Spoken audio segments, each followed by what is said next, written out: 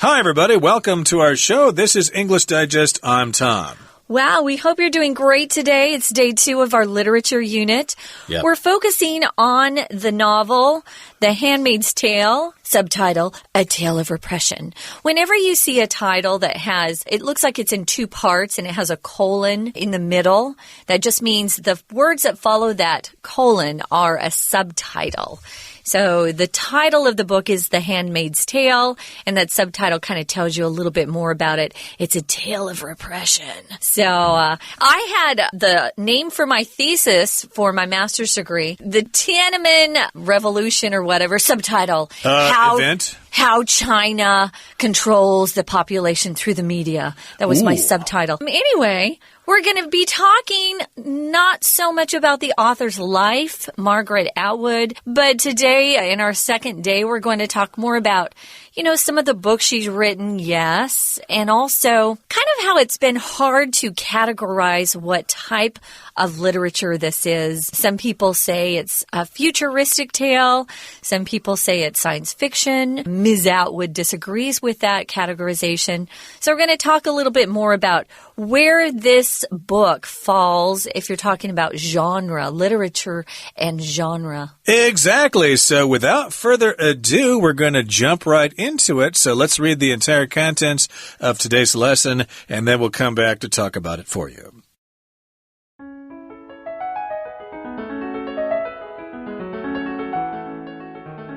Arguably the best-known living Canadian author, Margaret Atwood has been writing since the early 1960s. She's authored 17 novels since 1969, on top of numerous poetry collections, children's books, and non-fiction works. She's also noted for her short stories, including her most recent collection, Stone Mattress, which tells several mystical folktales that reveal some peculiar and evil aspects of humanity. Now 76, Atwood continues to lecture widely and holds at least 19 honorary degrees from prestigious universities in Canada, the US, and Europe. Atwood penned The Handmaid's Tale during her time in West Berlin and Alabama, US in 1984 and 1985. The book swiftly became a bestseller and found itself immortalized for its futuristic setting cut with historical references to the repression of women.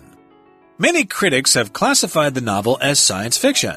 Atwood disagrees with these claims, however, suggesting the book belongs to the genre of social science fiction instead.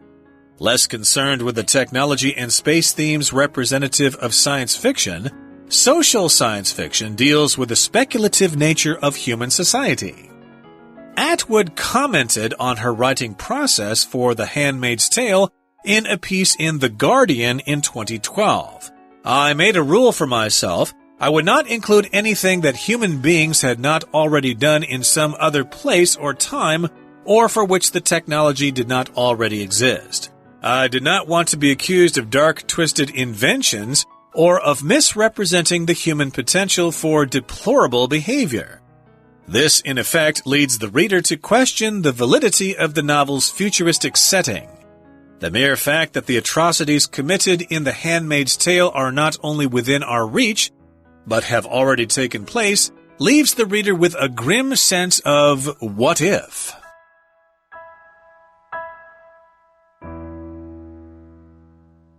Okay, guys, let's get started. Sometimes if you want to write your opinion in a piece that you're writing or composing, you could go ahead and say, hey, the best known living author from Canada is Margaret Atwood. But here, our author uses this word arguably. If you put arguably in front of those words, it just sounds like, well, this is my opinion, but if you don't agree, we can debate it. Maybe you feel a different way, but this is how I feel, and I feel like I have good logic and reasons why she might be the best-known living Canadian author. She's very well known for writing children's books. That's how I know her. I haven't read any of her books myself, but I know that she's written some popular children's novels.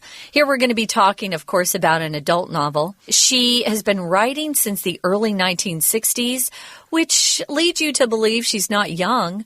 She actually is 76 at this point. She's authored quite a few books, 17 novels since 1969. It's quite a few. Yeah. On top of some of her other works, which Tom's going to tell you about. Yeah, there's some other ones. She wrote Oryx and Crake, for example. That's another famous novel of hers. But the one, again, we're focusing on today is The Handmaid's Tale. That's probably her most famous novel. And she is one of the best ones, or at least the best-known living Canadian author. It could be argued that. Yeah, I think Jan Martel, the guy who wrote Life of Pi, is not as popular as she is. She's been around quite a bit longer. And again, she's authored 17 novels since 1969, on top of numerous poetry collections, children's books, and non-fiction works. So she's quite versatile here. She's authored or written 17 novels. Author usually is used as a noun, the author of this book, for example. But here we're using it as a verb. You can do that. It's not as common, but we've been using the word writer quite a bit in this article, so we just use a different word to sound different here. She's authored 17 novels since way back in 1969. On top of, or in addition to collections of poetry, children's books with nice, colorful illustrations, and, of course, non-fiction works which talk about real things and they aren't made-up stories. She's also noted for her short stories. If you're noted for something, it means people think of you in those terms. Oh, yeah, she's written a lot of short stories. Yeah, I recognize her name. And she's got her most recent collection, which is named or entitled Stone Mattress. And in this particular collection, she tells several mystical folk tales that reveal some peculiar and evil aspects of humanity. Sounds kind of depressing. Now, if you're talking about mystical folk tales, mystic folk tales, you could also say, it's related to religious mysticism. You know, people believe sometimes in different things, and it could be spiritually based. It could be symbolic. But folk tales often have a lot of myths in them, too. Things that aren't really true or we can't prove them, but they get passed down from generation to generation. Now, what is peculiar, Tom? Peculiar. Well, that just kind of means strange, odd, unusual, something you don't expect. I met a guy the other day and he was speaking in English, but he had a peculiar accent. I couldn't tell where he was from. It turned out he's from the West Midlands in England. I'd never heard that accent before. It's a peculiar accent, but in any case here, these stories here, the mystical folk tales reveal some peculiar or unusual aspects of humanity. Also, evil aspects of humanity. Humanity, of course, is just the human race, men and women all together. Well, Margaret Atwood is now 76 years old, and she continues to lecture widely. If you lecture, you give speeches to people all over the place. You're invited to speak. You probably get a nice sum of money for doing that. Lecture can be both a noun and a verb. I'm going to go listen to a lecture today. Or I'm going to listen to the professor lecture about politics. And also she holds at least 19 honorary degrees, which means she didn't actually go there and complete the coursework. She was just giving these degrees as an honor. Honorary just means they're honoring you or recognizing your achievements. And these came from prestigious universities in Canada, like McGill and places like that. Prestigious means they're famous. A lot of people know about them and they want to go there. They're not just famous, though. They're places that have inspired a lot of respect and honor and admiration from people. They're not just famous. They have to have done something pretty good. So they're prestigious universities in Canada, the U.S., and Europe. I wanted to mention, if you give lectures, you're often called a lecturer. They'll just add an R to that word. So she's definitely well known around the western part of the world, Atwood penned or wrote or authored. You can actually use all those words. The Handmaid's Tale during her time in West Berlin. That's Germany, of course, and Alabama. That's in the southern part of the United States. Sweet home Alabama, Lord, I'm coming home to you. Yeah, that kind of sounds like the song that was recorded. Sweet Home Alabama was also a movie. Was, huh? Yeah. I didn't know that. Oh, that's a great great movie, ladies, especially. It's a love story. A chick flick, huh? It is a chick flick. A chick flick means a movie that women will enjoy. A romantic comedy. That's right. Indeed. Well, she penned The Handmaid's Tale when she was living in West Berlin, which is the western part of Berlin, when there was East Germany and the city was kind of cut off from the rest of Germany. That's all changed now. And we've also got her living in Alabama, a southern U.S. state. Montgomery is a major city there. That's where Martin Luther King did the protest about the buses in Montgomery, etc., back in the civil rights movement of the 60s. And she was there, however, about 20 years later in 1984 and 1985. And the book quickly became a bestseller. And she found herself, or the book found itself, immortalized for its futuristic setting cut with historical references to the repression of women. So it was immortalized.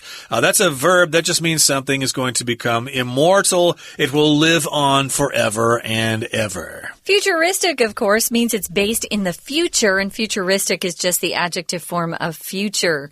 So it's got a setting that has some of these futuristic ideas cut or also enhanced with historical references to the repression of women. If you reference something, it means you refer to it. That's a verb form of this word reference. Sometimes you guys use the word reference to talk about information books like dictionaries and stuff. That's not what this is. It means the action of mentioning something or kind of hinting at something. And she's kind of not just hinting, she's being pretty clear about how she feels about the repression of women in her book, The Handmaid's Tale. She feels like, women have not been treated well, at least in the past. And so she's putting it into this futuristic setting to remind people that we have to be careful to always treat each other with respect, whether you're female or male. So it's kind of her feeling about the issue right now, guys. We're going to listen to our Chinese teacher who's going to talk a little bit more about some of the words in this book. And then we'll be back to continue talking about The Handmaid's Tale. Hello, 大家好，我是 Trevor， 欢迎收听 English Digest。今天为各位介绍的是 Unit 15第2天的文学单元 The Handmaid's Tale 使女的故事，权力与身体政治。文章的第一段说明这部小说的作者玛格丽特·艾特伍被认为是当今最广为人知的加拿大作家。他除了撰写小说之外，还出版许多诗集、短篇故事和非小说作品等等。我们看到本段的倒数第2句 She's also noted for her short stories, including her most recent collection, Stone Mattress, which tells several mystical folk tales that reveal some peculiar and evil aspects of humanity. 他也以短篇故事闻名，包括他最近期的小说集《死亡之手爱上你》。此部作品讲述一些神秘的民间故事，揭露了人性中一些奇特又邪恶的面向。其中的 peculiar 可解释为 strange, unfamiliar, or a little surprising, 是奇特的意思。那么 bizarre, B-I-Z-A-R-R-E 也有奇异、古怪的意思。例如 The farmer tried to explain his cow's bizarre behaviors to the vet. 这名农夫试着向兽医解释他的乳牛所发生奇怪的行径。Weird, W-E-I-R-D 表示怪异的、神秘的意思。例如 My sister told me that she was awakened by a weird sound last night. 我的妹妹告诉我，她昨晚被一个怪异的声响给吵醒。Odd, O-D-D 则是奇特的、奇怪的意思。例如 It's very odd that Professor Walton didn't show up to his own retirement party. 华顿教授没有出席他自己的退休派对，真是奇怪。We're going to take a quick break. Stay tuned. We'll be right back.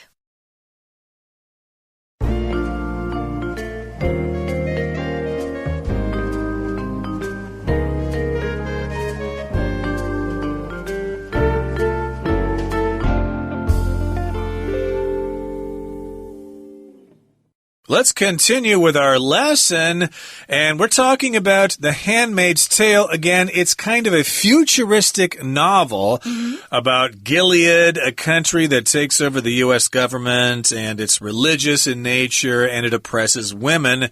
But now comes the big question, what is the genre of this particular novel? Of course, nowadays we've got these dystopian novels about the future in which things are bleak and there's a bad government, like Divergent, for example, or The Hunger Games. This is an early kind of version of that. So, yes, what is it? Is it science fiction? Is it fantasy? Well, many critics, people who write about authors, they have classified the novel as science fiction. Science fiction, like with Arthur C. Clarke and Ray Bradbury and people like that.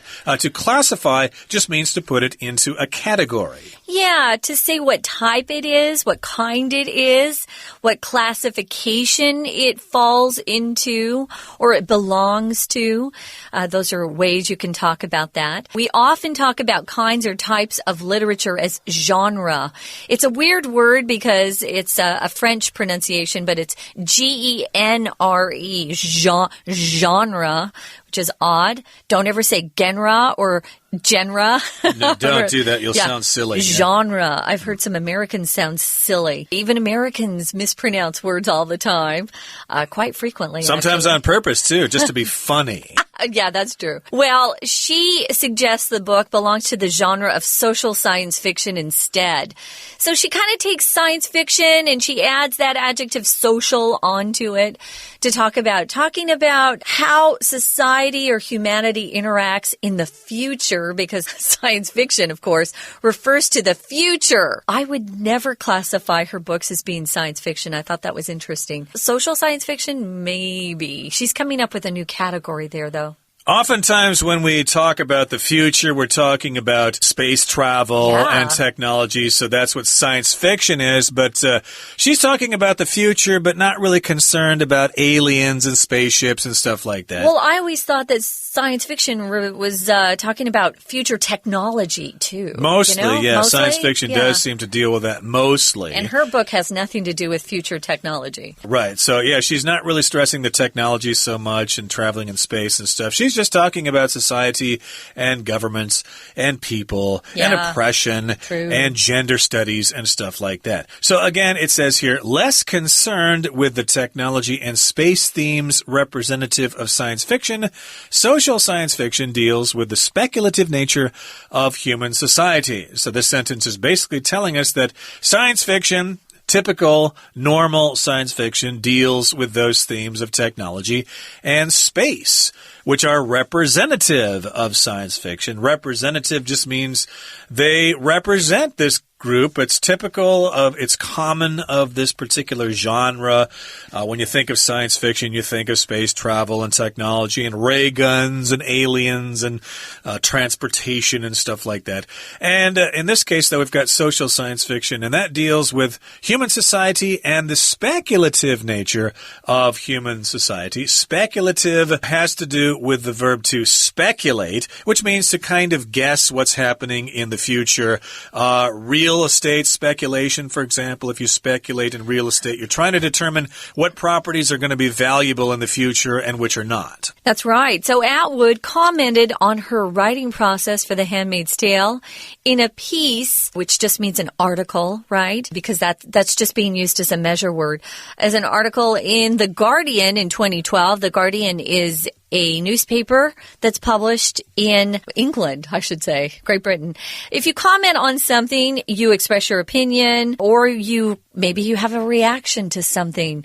If you watch the news, you'll notice that a lot of the journalists will go and get reactions or comments from people who witnessed something. So she commented on her own writing process for this book back in 2012. And then we look like we have a quote here, quotation mark. I made a rule for myself. I would not include anything that human beings had not already done in some other place or time, or for which the technology did not already exist. That doesn't sound like science fiction at all to me, because she's even acknowledging right here that the technology in her books has already existed for a long time. So it's kind of interesting that people would put her in that category at all. Indeed. So she's trying to look for other examples that have already been done, and then she's just trying to mix things around and make another possible future that could possibly be more realistic. Science fiction tends to just make stuff up. You know, what if we could use our minds to transport wherever we can? That's never really been done before. I would like that. That would everybody would like be a lot cheaper than buying a plane ticket. Yeah, who wants to sit on a plane for 20 hours flying to Europe when you could be there in just a couple of seconds? Yeah. But in any case, yes, this is what she's saying about her own writing. This is her rule for herself. People have already done it before, and of course the technology has to have existed before. Now, she goes on to say, I did not want to be accused of dark, twisted inventions or of misrepresenting the human potential for deplorable behavior. So, yes, she could be accused of these things. That means somebody says that, hey, you did that, and that's bad. Usually, if somebody accuses someone of something, it's something bad. True, yeah.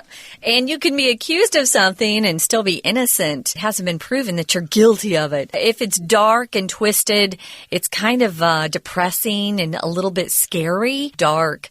Dark here doesn't mean dark and light. It means a little bit, I don't know, evil. You know, if someone's dark and twisted, they're probably doing things that you don't want kids to know about, that's for sure. But they accused her, or she didn't want to be accused of coming up with inventions that were kind of awful, or of misrepresenting the human potential for deplorable behavior. If you misrepresent something, you put it in a way that isn't actually true. You give a false impression. Human potential, your potential is your power to become something in the future. So they were accusing her maybe of talking about human potential for deplorable behavior. Deplorable means horrible. And if something's deplorable, it's something that people actually condemn. They think it's really shockingly bad. So she didn't want to be accused of these things. So she tried to always find examples of human behavior that had existed in the past already. She wanted to be realistic. She didn't want to hear people say, oh, people aren't that bad. No. You're misrepresenting human potential. Or they could also say, oh, people aren't that good. Actually, they're mean and they kill each other and stuff. You're being too nice. So she had to find the middle ground there to be as realistic as possible. And this, in effect, this is no longer her talking. This is the article. This, in effect, leads the reader to question the validity of the novel's futuristic setting. Validity means how valid something is, how believable something is. How true it is. Yeah, I totally question whether it's really a science fiction novel. Even if you add social science fiction onto it, it's kind of, I don't think it's categorized well. So the mere fact, or the only fact, just this one fact, that the atrocities committed in The Handmaid's Tale are not only within our reach, but have already taken place, leaves the reader with a grim sense of what if. Yeah, atrocities, is only used when something really horrible has happened in our history, especially, or even nowadays. Atrocities are usually connected with the killing or abuse of people and animals. Things that are so horrible you can't even imagine that they take place. They're really wicked and cruel and horrible. So all of these things that she has in her book have taken place in the past. So it leaves the reader, that's us guys, we're the reader, with a grim sense of what if. Grim means really kind of dark, sad, horrible. I have a grim future, which means you don't have much hope for the future. It's kind of sad. Indeed, lots of housing projects in England look kind of grim, for example, in some of those industrialized areas. Well, that brings us to the end of our lesson for today. Right now, we're going to listen again to our very cheerful Chinese teacher. 最后，我们看到第3段。本段说明作者曾在报纸上分享了他创作《使女的故事》的过程。他希望借由自己的一些设定，让小说保持真实性。本段的第一句 Atwood commented on her writing process for The Handmaid's Tale in a piece in The Guardian in 2012. 艾特伍于西元2012年在《卫报》的一篇文章内评论他撰写《使女的故事》的过程。本句中的 comment 是动词来作用，它有一些常见的用法，像是 comment 加上 on 再加名词，或是 comment that 加主词再加动词，都是评论某事的意思。例如 Many audience members commented that they had been impressed by the young actress. 许多观众评论到他们对这名年轻女演员印象深刻。comment 做名词的时候也有一些常用的搭配用法，例如 make a comment on 或是 make a comment about 再接名词，是针对某事物发表评论的意思。例如 Judy made a comment about Linda's new dress. 朱迪对琳达的新洋装发表了评论。再来是大家都很常听到的 no comment 是不予置评的意思。例如 I have no comments about the mayor's latest scandal. 我对于市长近期的丑闻不予置评。以上就是今天的课程，我们下次再会。That is it for today's program. We're so happy you decided to join us. But hey, we're going to talk some more about The Handmaid's Tale in our next program. We'll talk about some of the themes and ideas and why we think you might enjoy reading it too. From all of us here at English Digest, I'm Tom. I'm Stephanie. Goodbye. Bye.